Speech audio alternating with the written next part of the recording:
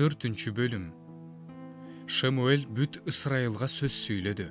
Ысрайылдыктар пелиштиликтерге каршы согушка чыгышып, кошуундары менен Эбен Айзерге жайгашышты. Пелиштиликтер болсо Апейикке жайланышышты. Пелиштиликтер Ысрайылга каршы катарга тизилишти. Катуу салгылаш болду. Пелиштиликтер ысрайылдыктарды кыйратышты.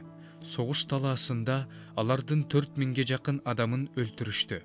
Анан эл кошуунга келди. Ысрайыл аксакалдары бүгүн Теңир бизди пелиштиликтердин алдында эмне үчүн талкалады?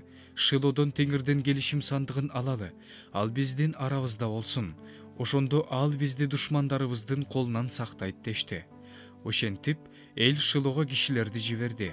Алар ал жерден керуптардын үстүндө отурган Себайот Теңирдин келишим сандыгын алып келишти. Ал эми Кудайдын келишим сандыгынын жанында Эйлинин 2 уулу Копни менен Пинехас да бар эле. Теңирдин келишим сандыгы кошуунга келгенде бүт Ысрайыл катуу кыйкырып жиберди. Жер дүңгүрөп кетти. Пелиштиликтер катуу кыйкырыкты укканда еврейлердин кошуунунан эмне үчүн мындай катуу кыйкырык чыгып жатат дешти.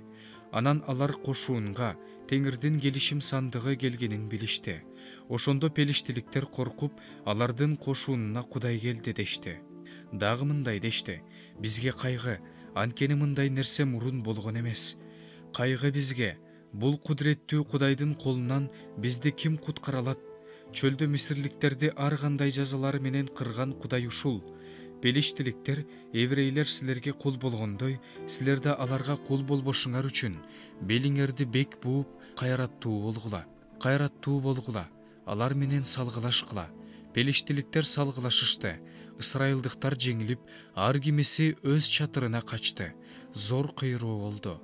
Ысрайылдын 30 000 жөө адамы кырылды. Кудайдын келишим сандыгын тартып алышты. Эйлинин 2 уулу Копни менен Пинехас өлдү. Бенжаминдик бир киши согуш майданынан качып, ошол эле күнү Шилого келди. Анын сырткы кийими айрылган, башы топурак эле. Ал келгенде Эли дарбазанын жанында жол боюндагы отургучта отурган. Анткени Кудайдын келишим сандыгы үчүн ал кабатыр болуп жаткан. Ал киши келип шаарга жарыя кылганда бүт шаар боздоп жиберди. Эйли боздогон үндү угуп, бул эмне деген ызы чуу деди. Ошол маалда тиги киши келип Эйлиге жарыя кылды. Ошол учурда Эйли 98 жашта эле. Анын көздөрү тунарып көрбөй калган. Тиги киши Эйлиге мындай деп айтты: мен согуш талаасынан келдим. Майдандан бүгүн качып келдим. Эйли андан эмне болду уулум деп сурады. Кабарчы мындай деп жооп берди: Ысрайыл пелиштиликтерден качты. Эл зор кыйроого учурады. 2 уулуң тең, Копни да, Пинехас да өлдү. Кудайдын келишим сандыгын тартып алышты.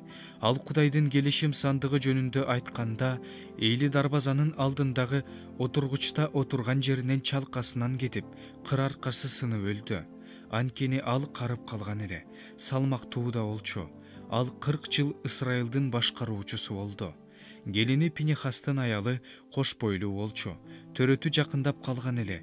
Ал Кудайдын келишим сандыгын тартып алышканын, кайынатасы менен күйөөсүнүн өлгөнүн укканда тизелеп чыгылып, төрөп салды. Анткени күтүлбөгөн жерден толгоосу келип калган эле. Ал өлүп бара жатканда жанында турган аялдар ага мындай дешти: коркпо, уул төрөдүң. Бирок ал жооп берген жок. Буга көңүл да бөлгөн жок. Теңирдин келишим сандыгы тартылып алынгандыктан, кайынатасы менен күйөөсү өлгөндүктөн Ысрайылдан атак даңк кетти деп, ал балага Ихабот деген ат койду. Аял мындай деп айтты: Ысрайылдан атак даңк кетти, анткени Кудайдын келишим сандыгы тартылып алынды.